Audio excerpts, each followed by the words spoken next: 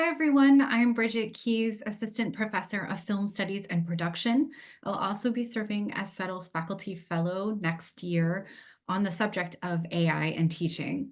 My talk today is how to train your algorithm, responsible AI in the classroom. Like many of you, I first became startled by the rapid rise of generative AI a little more than a year ago. I started seeing written student work that just didn't sound like my students' voices and didn't quite make sense. And once I got my own account to ChatGPT and plugged in my assignment prompts, I realized it might actually be a game changer in the plagiarism circus, and I got cynical. Although artificial intelligence has existed for decades, we've seen how swiftly generative AI available to the public has pervaded culture in the last year and a half, from written text to images to chatbots to video. AI plugins are popping up in my everyday software, and my social media feed is flooded with workshops and training certificates that cost a ton of money and, to be honest, probably serve no real function on a resume. So, I've taken three different approaches to handling AI in my courses that I want to talk about today. First, I went anti-tech. I thought that if I didn't know how to prevent AI use and I didn't know how to talk to my students about it, then I would just have assignments that avoided technology altogether. I went back to having students handwrite assignments at the end of class, and sometimes they would serve as a reflection on our discussion. Sometimes they would lead to students sharing with each other and fostering a group discussion. Um, I also collected these assignments, so they served as a great way to keep track of attendance. And students could collect them over the course of the semester so they'd have a portfolio of all the work that they've accomplished and how far they've grown. And sometimes they also served as a starting point for a longer take home assignment. I'm sure many of us do some kind of reflecting in class, but um, to go completely anti-tech did raise a couple of issues. So first of all, a lot of college students just don't bring pen and paper to class, but they quickly learn to. I also struggled to read some students' handwriting. So sometimes in my current semester, I have one student who does talk to text so that I can actually understand what they're trying to communicate. And of course, there's accessibility issues. Some students just need to use a computer for their accommodations. And in that case, of course, they can use a laptop and I have them email me their paper at the end of class. Now, students were a little resistant to going anti-tech and handwriting everything at first. I think they felt a little bit under pressure to produce these assignments in just a few minutes. But I observed that this move to anti-tech actually helped them synthesize class discussion in their own ways. And I think that we probably could have done that with take-home assignments or traditional response papers. But this move also made me rethink homework, how much and how often and when I'm assigning it. And while that's a little outside the scope of today's talk, we do know that students often turn to methods of cheating when they feel overwhelmed. So, moving to in class handwritten assignments, it took away some of that pressure. And in fact, although I do have more extensive conversations with my students now about I still incorporate this sort of anti-tech pedagogy and handwritten assignments into all my courses for this very reason. Other times, I feel like students need to be able to produce something more complex at home. In one of my courses, for instance, a film history course, we watched the movie Die Hard, and I wanted them to marry that with a book we'd read about Reaganism. Now, plenty of these essays already exist in the world on sites like Bartleby. And when I plugged my prompt into ChatGPT, it was able to produce an essay that, while somewhat vague in its language, as ChatGPT tends to be, and lacking in concrete examples from the film, it was clearly drawing on the specific book we'd read, and so in some ways was more or less a passable piece of writing. So I decided to use this assignment to teach my students how to see ChatGPT as a tool, not a cheat. I gave them my prompt and ChatGPT's essay, and their task was to find specific quotes and evidence to support what ChatGPT had written. Now, I suspect some of you have done similar assignments, right? Where we're giving students something the AI produced and they're actually critiquing it rather than trying to generate things on their own, which could lead to them using the AI. Well, this assignment actually backfired on me in one way that I hadn't expected. At the time, it was February of 2023, and most of my students hadn't heard of ChatGPT. So instead of cleverly circumventing them using it, it actually just handed them the keys to cheat in other courses. But I actually think that's okay. I think having this be their first introduction to generative AI was actually really helpful because it set them on the right path of thinking of it as a tool, not a solution, and as something they need to be smarter than. Assignments like these that ask the students to mark up the AI's response reinforce the idea that it's a tool and that it does not produce perfect responses guaranteed to get them an A.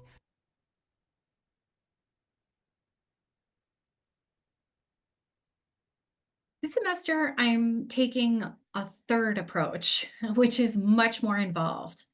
I'm teaching the film studies and production seminars, uh, the film studies and production programs capstone seminar, and I decided that the topic that would be the most useful for the job market would be authorship and AI in contemporary media industries.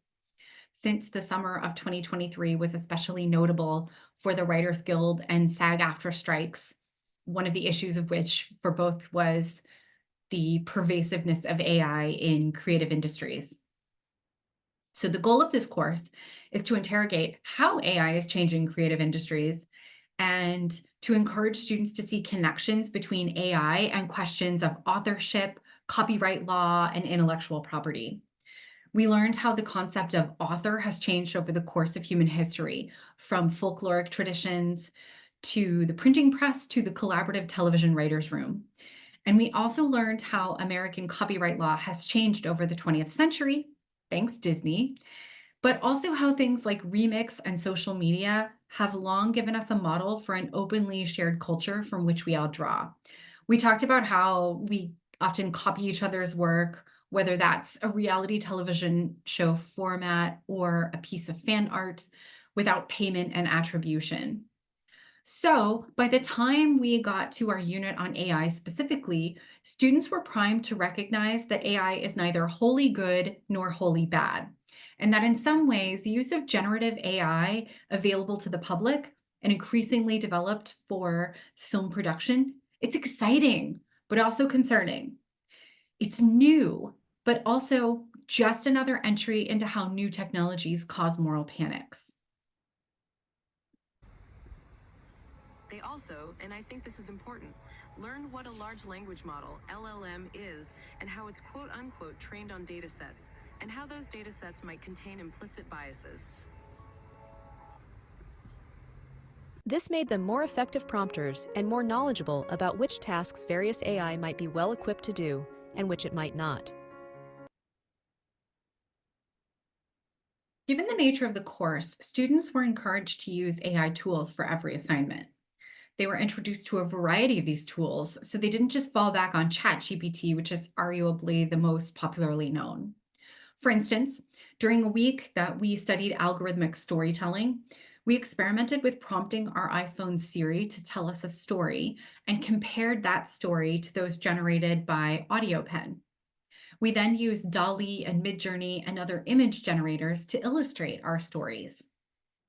So unlike my experiences going anti-tech or introducing my students to a tool they didn't know existed yet, this course was all about my students and I finding and playing with as many AI tools as possible. Their final projects are just being worked on. In fact, they've just handed them in as I'm recording this video. So I can't comment yet on final outcomes, but I can say that their topics demonstrate a real awareness of social and cultural concerns over AI and film industrial concerns too. For example, one student is looking at cultural anxieties about AI and comparing these to other apocalyptic anxieties like fear of the atomic bomb. Her argument is that, as with any new technology that's highly discussed in news media, much of the general public just doesn't understand what AI is, and their sort of lack of understanding of it causes that extreme fear of its pervasiveness. Using the concept of attribution as it exists in various disciplines, I want to translate my experiences. I recognize that we're not all able to teach a course specifically about AI, but all courses could benefit from some teaching of critical engagement with AI, whether that's a specific reading about how it engages with our disciplines or a syllabus policy and some class discussion. For instance, we teach students to cite their sources. Well, how can they learn to see AI as a reference to be cited rather than a way to eschew work? My syllabi now explain when AI can be consulted and when it can't, and require students to document what they prompted it and what it gave them back, so this can be compared to the final work they submit. And this is just much like quoting and citing from existing scholarship in practice, right? In form, it's very different because generative AI is very different than static existing research. Now, if that's something that you think is important for your own courses, and I would urge you that it is, CETL can guide you. They've got a really great tool to help you develop your own syllabus policy. In the sciences, every hypothesis must be tested and those results replicable. Well, we might think of experimenting with giving an AI related but slightly different prompts to see if it will generate the same results. And we could also prompt more than one AI to see if the responses are similar. And if there's corroboration, maybe we could put more trust in the results. I say maybe because I think it's also important to teach students how AIs generate results, which I'll get to in a second. We should teach students that whatever their favorite AI is, it is just one of a multitude of tools that must reproduce similar results instead of seeing it as a singular definitive source. And the way to do that is by teaching them how LLMs work. So once my students and I had talked about that and they'd understood that ChatGPT is just operating on predictive language patterns, they understood much better like why generative AI isn't the same thing as Wikipedia. Finally, and I feel strongly about this, all college students should be getting an education in basic media literacy. In media literacy, we talk about cross-checking sources, not sharing without verifying, thinking about who the author is, what their stakes are, what they're trying to communicate, and to which audience. We can translate this to critical AI literacy, which Sherry Wynn Purdue has written a really great teaching tip about that I encourage you all to read. For example, when pressed to provide references, ChatGPT can actually invent scientific papers and publications that don't exist because it understands what a reference looks like and uses predictive language to create titles that might seem plausible. For someone building a bibliography in the sciences, this is less than helpful, and depending on the topic, could be downright dangerous. Use AI for language-based tasks it is good at. Summarizing, brainstorming, keywords. Be wary of use for things it is not good at. Direct quotes from readings, recent facts, essays with specific details. Verify results through multiple prompts or prompting multiple AIs. So the more we teach them about these things by demoing them in class and giving them assignments that ask them to engage rather than to avoid, the more they can understand about how to use AI responsibly as college students and hopefully as citizens. And I'll close with a brief summary of my talk as generated by AI. The author employed different approaches to responding to AI in the classroom, going anti-tech and using AI as a tool rather than a cheat. The author taught a course to explore AI's connection to authorship, copyright law, and intellectual property.